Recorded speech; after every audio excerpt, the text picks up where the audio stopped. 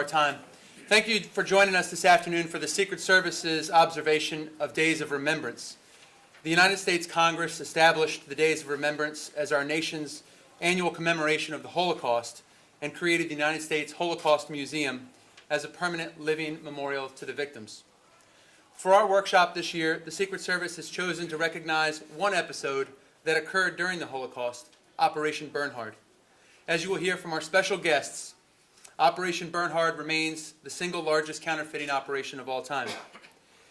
We are very privileged to have several guest speakers and presenters with us this afternoon. In order to give our guests the maximum amount of time, I would encourage you to read their expanded biographies, which is in your Unity Day brochure. I'll briefly introduce them to you. Lawrence Malkin is the author of Kruger's Men. Mr. Malkin has a very real connection to the Holocaust. His wife Edith was one of a half-dozen survivors of her Jewish kindergarten class of 22 children, who survived in part by dissembling her faith while hidden in a Catholic convent school. One night in 1942, German trucks sealed off the street where her family lived in Antwerp.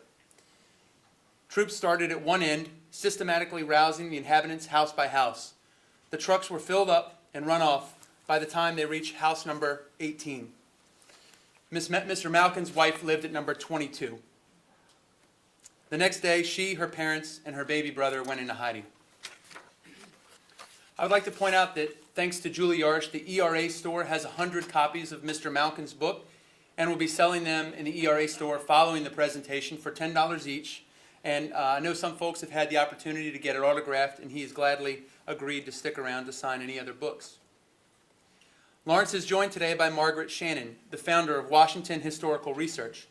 Ms. Shannon has held a number of distinguished positions at both ends of Pennsylvania Avenue prior to beginning her own company, and provided invaluable assistance as a research historian to Mr. Malkin in writing his book.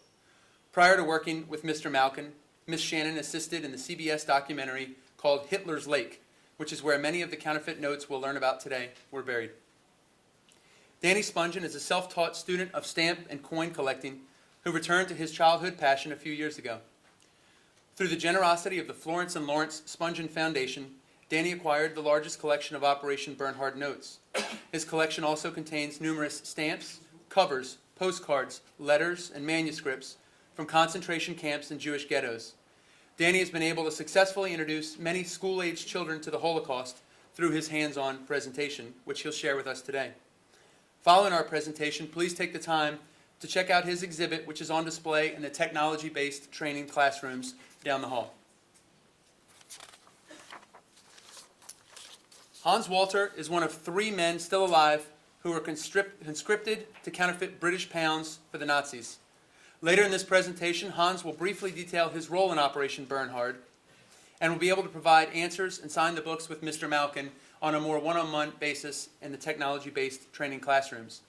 I'd be remiss if I didn't point out that as Hans approaches his 90th birthday, he lives on his own in a suburb in Columbus. He is blessed to be accompanied today by his daughter, Debbie. One final note before I turn the floor over to Lawrence. After Lawrence wrote Kruger's Men, a foreign film titled The Counterfeiters was produced. However, just like our Hollywood, the producers of this movie didn't let something as simple as the truth get in the way of changing the story. For this reason, we chose not to show any of the clips in this presentation because I understand Lawrence would spend more time debunking the film than telling you the true story of Operation Bernhard. And with that, Lawrence, the floor is yours.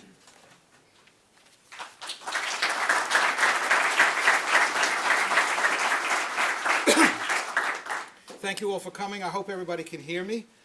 Anyway, as I said, I'll be discussing my own book. My colleague, Margaret Shannon, will be talking about how we found the facts and what we did not find also in the Secret Service archives. And of course, we'll take questions afterward later if anybody wants them. Anyway, this is, of course, the story of the greatest counterfeit in history. Almost everyone got away, their lives hanging by a thread until the very last moment of the war. The scheme added very little to the German war effort, and in a crowning irony, that's better? Yeah. In a crowning irony, no, I can hear it. Some of Hitler's fake pounds actually helped Jews reach Palestine and bringing war material to the German forces, which they had purchased with the counterfeits. It makes an inciting tale of espionage and wartime lies, and we've said enough about the movie. You don't want to let the facts get in the way of a good story, but I first heard about Operation Bernhard when I was reporting on finance in London 40 years ago, and the Bank of England was then still so embarrassed they didn't want to say a word, they didn't want to discuss it, and they wouldn't show any papers. As the archives were declassified, I set myself actually a literary challenge of telling a tale in which every event would be true or at least verifiable. The Wall Street Journal has certified it as the definitive version, and the book has been translated into 8 languages. And while the Holocaust is the background, it is not the subject. This is a story of survival through cunning and pure chance, which is how most people survive in wartime, and not by engaging in debates about the morality of dealing with the enemy, which is what the picture is about. So, at the start of World War II, a small group of Nazi espionage chiefs reckoned that they could destroy the British economy by dumping plane loads of counterfeit pounds on England. And they gave the go-ahead to the Reich Finance Ministry on September 18, 1939.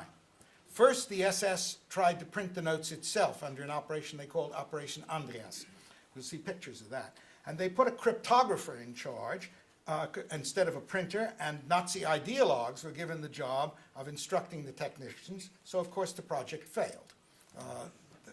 The technical people didn't get command. In 1942, they tried it again with an SS officer named Bernhard Kruger, who had been trained as a textile engineer and was a factory manager. Himmler ordered him to use Jews, and since Kruger had been a manager in civilian life, he wondered how he could induce these Jews to perform such exacting work under the threat of death. Their barracks, workshop, and living quarters were literally enmeshed in barbed wire and sealed off from the rest of Sachsenhausen concentration camp north of Berlin. And outside of this golden cage, as the prisoners themselves called it, no one knew what was going on in Barracks 19, not even the camp commandant. So, the first draft of 39 prisoners found themselves swept into a situation that was essentially incomprehensible. They didn't know what they were doing there or what was going on. With the lights out and the guards withdrawn, and Kruger had bugged the barracks, some of them argued that what they should do was to sabotage the plot and undermine the Nazis, who of course they hated, by doing sloppy work. But the doctor who had been drafted with them said they would be betting their whole bankroll, their whole lives, if they tried to undermine the scheme. And he argued, quote, "The Nazis will need more and more of this bogus money. If you sabotage, they won't need us anymore, and they'll kill us with the secret." From then on, they cooperated with their oppressors until the final days of the war, because the key to their survival was actually to help the Nazis and thus stay alive. Sabotage was never really contemplated until the end, when they figured out that, how shall I say it, if they could just outlast Hitler, then they might live. And that's when Solomon Smolyanov, the Russian counterfeiter, came aboard, but he worked only on dollars. We'll get to him later. Kruger eventually selected about 140 craftsmen from the death camps. He decided to treat the Jews as if they were not Jews, and he hoped that their sudden reversal of fortune would turn them into industrious and motivated workers, and that is exactly what happened. Kruger addressed them by the formal German Sie instead of Du. He let them grow their hair to maintain their individuality. They wore cast-off clothing, and they got extra rations, Red Cross packages, and even Sundays off. He demanded meticulous work, which of course, and no one was punished for rejecting paper delivery if it wasn't right, or for a print, or for rejecting an imperfect bill. So those high standards improved the product for the Nazis, but as more than one prisoner declared after the war, it also helped keep the Jews alive by stretching out the whole operation. It took Kruger, who ran it himself, not Smolyanov, took Kruger 9 months of experiment to match the paper, the design, and the printing, and the most difficult part was duplicating the Bank of England's paper, which was blended. It was blended from a linen and a tough yarn known as rami that came from nettles, and they found that in Hungary. Now, depending on the soil and the climate, the fibers would differ, and so would the water in which they were pulped. And to match the paper and get it right was as as difficult as making fine wine at a steady quality. Even genuine notes of different issues emitted infinitesimally different fluorescent tones when they were examined under an ultraviolet lamp, which is the way they did it in those days. Maybe today, I don't know. Kruger tested more than 100 batches, and they were supplied by the Hahnemuller Paper Company, which manufactured cigarette papers and coffee filters. The water in the German plant came through a clear trout stream, which was very similar to the plant in rural Hampshire that supplied the Bank of England. The story about mixing in machine wipe rags, which has occurred in a lot of stories, as well as the movie, is false.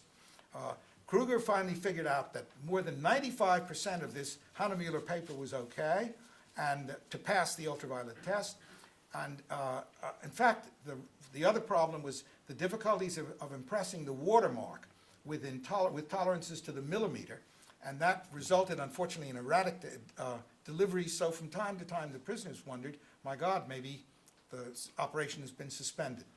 But in fact, it went on. Counterfeiting the note looks easy. It has none of the curlicue patterns called guilloche that are now engraved by computer. And for ink, the Bank of England, with luck, used charcoal of German grapevines called Frankfurt Black. So that meant they had that available to them. And Kruger actually figured out how to make it spread on the paper so it looked like it had been there longer. And apart from the engraved lines of the Britannia vignette in the upper, that's it, in the upper part of the bill, which in fact the printers called Bloody Britannia because it was difficult to get right. The bill itself seems really very simple. You can see in the elegant calligraphy. It's guaranteed by the signature of the bank's chief cashier, Sir Kenneth Pepiot. Each batch carried an identifying code of numbers and letters, and the bank maintained a complex cross-reference process of its own for tracking every bill through serial number, batch number, and issue date. Danny Spungen's fine collection of bills will show you this. Anyway, Pepiot and his colleagues, very arrogant people, they firmly believed that nobody could possibly, no counterfeiter could figure out what they were doing. They also added their own set of very deliberate flaws, which letters slightly out of whack, little spots, tiny nicks on dots that the prisoners called fly specks. But they enlarged the bills and they found them and they duplicated them on the engraved plates to make them match. Anyway, one morning in 1943, Kruger dressed a prisoner in civilian clothes and sent him under guard to the Reichsbank to test in Berlin to test the notes. The guards warned the prisoner that if he even so much hinted that they were fakes, they'd shoot him on the spot. The notes passed inspection by the bank's best tellers. Kruger arrived back at the barracks, waved a sterling note in the air, and said, "Look at this, gentlemen. This note has been circulating in English banks and accepted as genuine. Congratulations on excellent work. I'm proud of you, gentlemen." So that white lie won the prisoners a reprieve from the gas chamber, and one of the printers, a wisecracking guy from Berlin, said, "You'd think Kruger had been appointed governor of the Bank of England." Anyway, for these guys, it meant that they were going to live. Now, the British, meanwhile, heard about this counterfeit plot from a spy in 1939, and they banned the import of their currency, which is not what countries do in wartime, because every bill is a claim on the nation's resources. But forgers, and the bills circulated widely abroad, especially in Southern Europe, and the forgers simply had to copy the batch and the serial numbers from a real bill and present it to a foreign bank, which would then cable the figures to London for verification, which they did, as long as the bill did not actually reach England for inspection. Now, one day in 1943, some of the bills started trickling through via a bank in Tangier, which was an international spy center. And the bank's officials saw them, they knew what was happening, and they recorded the counterfeits as, quote, "the most dangerous ever seen." They told the British people to be alive to counterfeits, but they gave no details. Of course, on the continent, there was no publication, so the bills just went from hand to hand.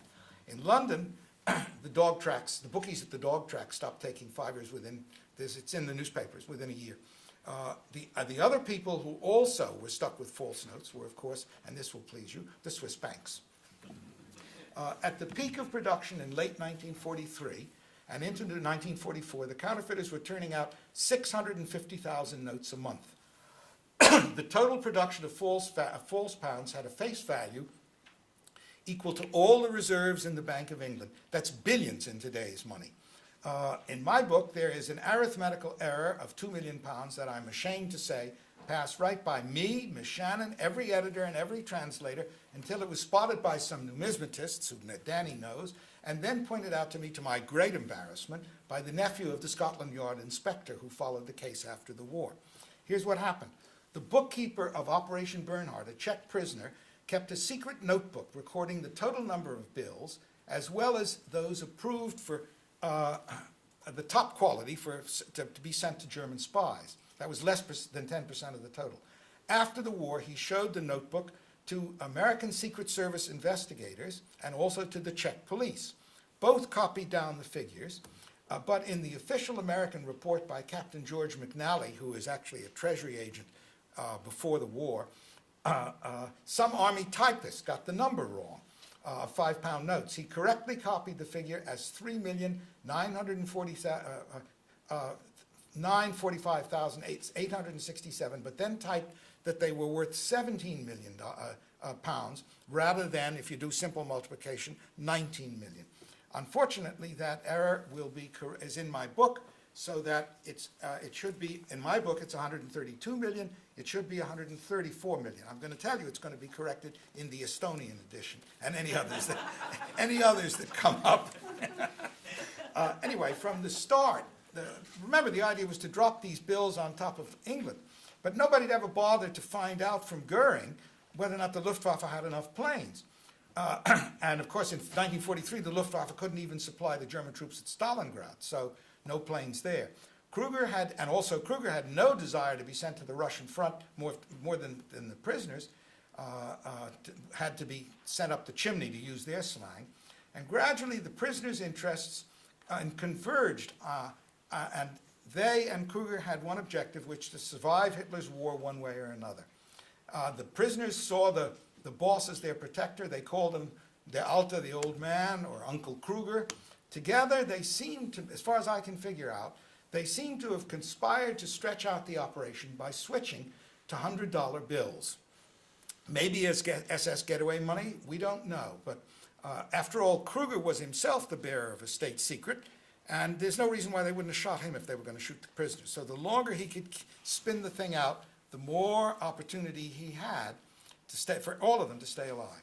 In 1944, Kruger located a master pre-war counterfeiter by the name of Solomon Smolyanov at Mauthausen concentration camp, where he had inveigled a job as the camp artist. Kruger had him transferred to Sachsenhausen, and when he arrived, he was introduced to the special dollar unit. Then Kruger brought Smolyanov into his office, showed him a $100 bill, and asked if he could duplicate it. He said he thought he could, and Kruger urged him to do his best so that as an SS officer, he, Kruger, quote, wouldn't fall on my nose in front of Himmler. The text of Smolyanov's recollections the conversation is posted on my website in the form it was forwarded to Scotland Yard by the Secret Service, and the original was sent to Washington, which has only now been declassified. Why, I don't know. Thank you for doing so. It's the same dispatch, but it's a little bit more, shall I say, free-flowing. The one that was sent to Scotland Yard did not have the description by the Secret Service agent calling Smolyanov what was it? A shrewd small Russian Jew, which in fact is exactly what he was.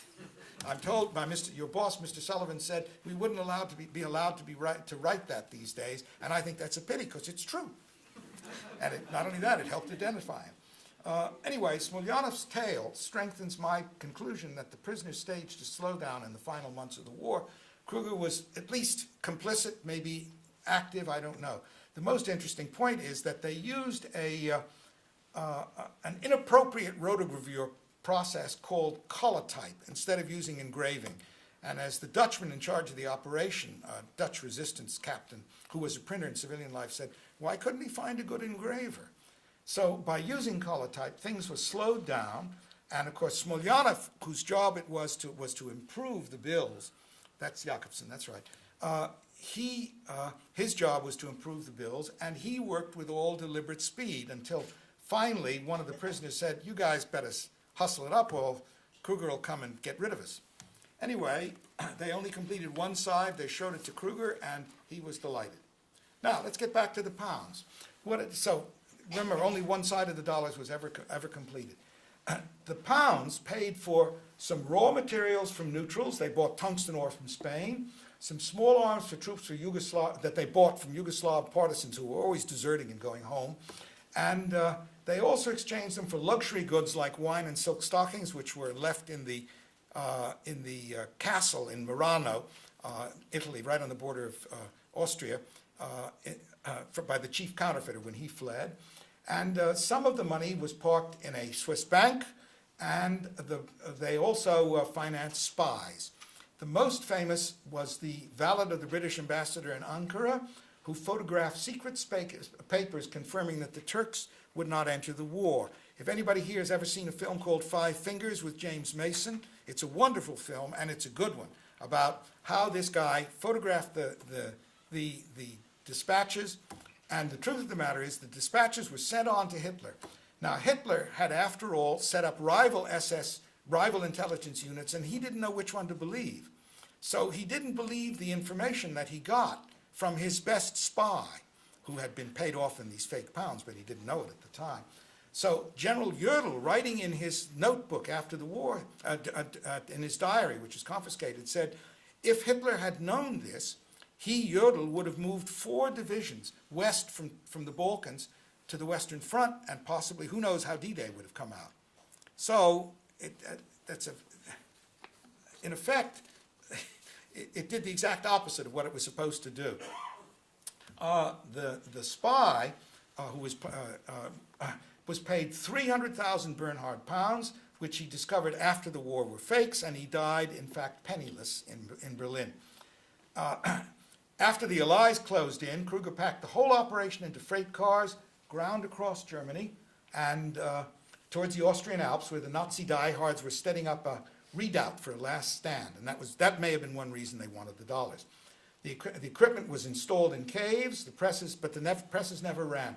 Kruger suddenly appeared in a staff car with a woman, his mistress or his secretary or both, and put his arm around Smolyanov and said, sorry, we couldn't get the right paper. This would have been wonderful, but these are tough days, and I've got to get out of here. And he got in his car and sped off in the direction of Switzerland, and that was the end of Operation Bernhard.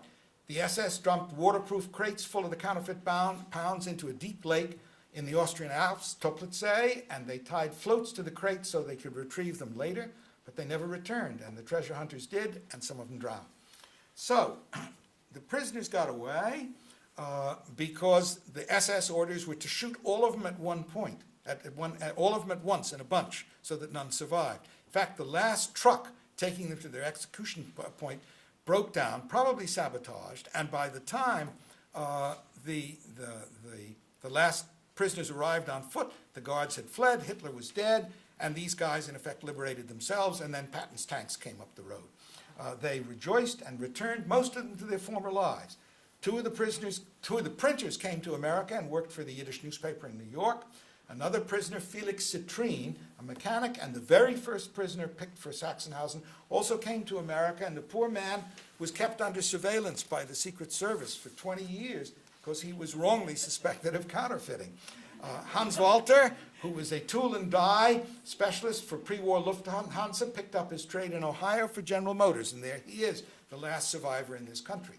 Kruger was employed for many years as a salesman, wait for it, by the Hahnemuhle Paper Company.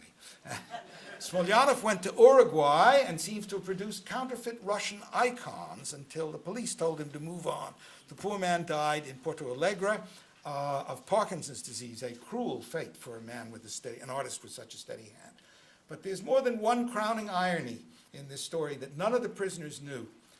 It so happens that the chief Nazi money launderer in Budapest was a Jewish con man by the name of Yakov Levy, who was masquerading as an International Red Cross officer, and he was last seen escaping ahead of the Russians from Budapest in 1944 with a suitcase full of jewels. And he went and hid out in this castle in Murano, right north of Bolzano, just on the borderline between Italy and Austria. And he helped Jews, DPs, get on the train and so forth. And then in 1945, some of the Jewish men of the Jewish underground who had been sent by Ben-Gurion to bring back DPs and get them to Palestine, they arrive and they stick a gun in his chest and say, "You son of a bitch, you've been working for the Nazis." And he says, "I've been waiting for you." And he handles them bundles of these counterfeits. Now, these guys were pretty shrewd. They're the people who eventually founded the Mossad. And nobody at that point could go to the bank and check anything. So they went and used these bills to buy engines, guns, and rent boats from charter ships from Greek ship captains to take war material and prisoners to Palestine with Hitler's fake pounds. I must say, when the British came after this man,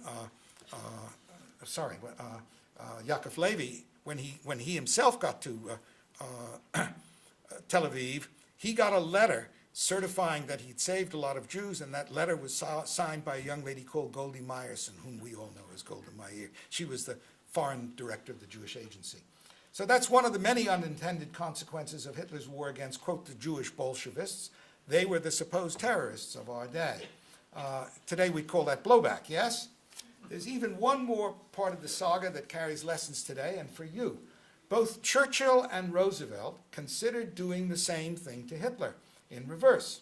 Right at the start of the war, Churchill, irrepressible as ever, wrote there we are, the Chancellor of the Exchequer, saying, "Wouldn't it be a good idea to drop counterfeit Reichsmarks on Germany?" Well, the Treasury thought this through, and we discovered the letter in the Treasury's files. I believe his biographer did not. Anyway, the Treasury soon realized there was nothing but to buy in Germany, and that some of the pounds would actually find their way into German bank accounts, which would only increase the amount of forced loans that the Germans would have to, that the banks would have to go and to use to finance Hitler's war machine. So the Treasury said that's a waste of time. In America, John Steinbeck, the novelist, a great New Deal activist, he came to Franklin Roosevelt in the Oval Office with a great idea, 1940, fake Reichsmarks. FDR very cleverly bucked him to Henry Morgenthau, the Treasury Secretary, who said, "We don't do that sort of thing." But after America got into the war, the first serious proposal for a forgery factory was sent by a young racket-busting attorney in New York called Murray Gurfein, later an intelligence officer. And he proposed passing fake Reichsmarks through the black market. That actually might have worked. So the OSS takes their master forger and goes over to the Bureau of Printing and Engraving, and they do a couple of calculations on the back of an envelope. And the Bureau says, "Wait a minute, we're going to have to stop the presses for a week. It's going to cost us $10 million, which would have been the cost of a small destroyer then. And the minute the Germans found out, they'd give it up. They'd print new notes, and the whole business would be a waste of time." So that was the end of that. Now you contrast that vigorous internal debate that both the British Treasury and the U.S. intelligence people had with what happened under the Germans in Berlin. No one outside the security services was allowed to know about this. When Goebbels heard about the idea, he wrote a note in his diary calling it einen grotesken Plan. He says, "I'll watch it." That's all he could do, because under Hitler's orders, nobody was allowed to discuss anything that he was not directly connected with.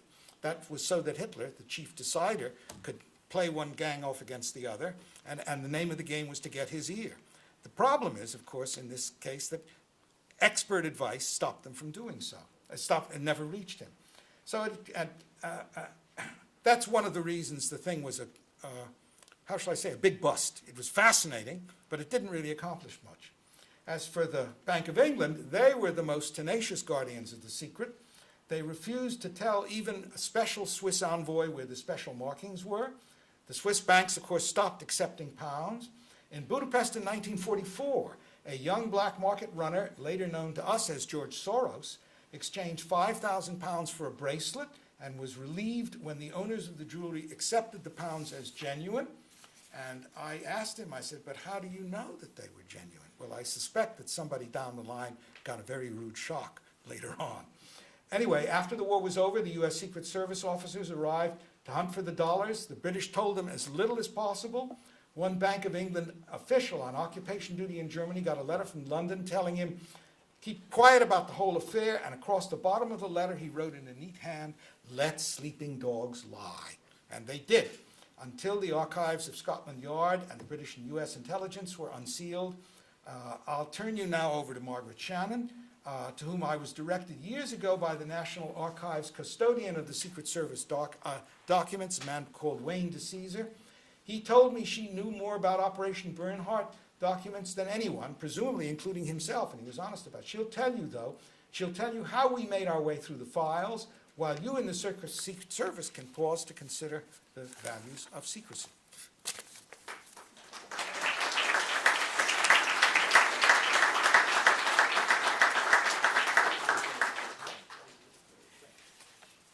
Thank you, Larry, and thank you, Brian, for inviting me here today. And Herr Walter, it's such an honor to have you here with us. Every time I'm in the presence of someone who's associated with or was there, it's a very, very moving experience for me. As you may have figured out, Larry and I have a clean division of labor. He is the master storyteller, and I'm just the fact finder. In early 1999, Rabbi Marvin Heyer, Dean of the Simon Wiesenthal Center in Los Angeles, asked me to work with a team of reporters from CBS's 60 Minutes 2 to prepare for a dive in Austria's foreboding Lake Toplitz, to search for what he had been led to believe might be crates filled with documents listing secret Swiss bank account numbers for high-ranking SS officers. Hitler's Lake, the 60 Minutes 2 program, which you can still go on and Google and you can read and visit the whole thing, aired in November 2000. The sophisticated dive in the lake had yielded nothing more than beer caps and a few more British pound notes.